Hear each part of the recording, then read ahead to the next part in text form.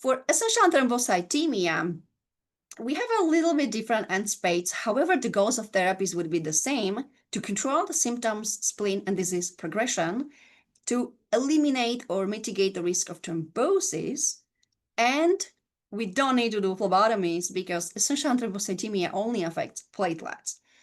So the preferred regimen, according to the national guidelines, is actually similar to frontline versus next-line therapies and includes similar agents I mentioned for polycythemia vera: oral hydroxyurea or injectable pegylated interferon, so-called Pegasus, not raw PEG interferon yet because it has not been shown or conducted in ET as of now, and then oral anagrelide, which has been alternative, more broadly used, for example, in European Union or other countries, less to its extent in the United States.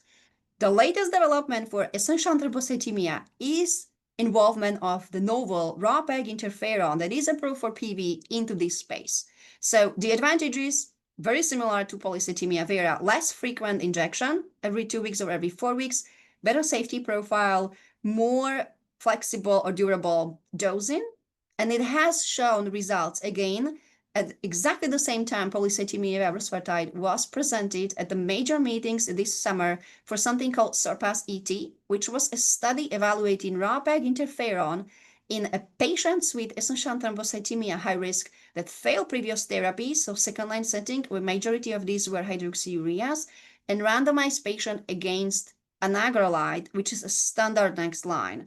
And in this study, raw PEG interferon for essential thrombocythemia shown superiority in controlling disease needs. 43% versus only 6% would have better control of each and every individual response, including a complete hematologic response defined per the study needs. There were also data shown on individual control of just platelets, just white cells, symptoms, spleen, and more importantly, vascular events. So raw pegylated interferon might be, based on this study, entering the space, particularly this one shown second-line setting in the SURPASS-ET study.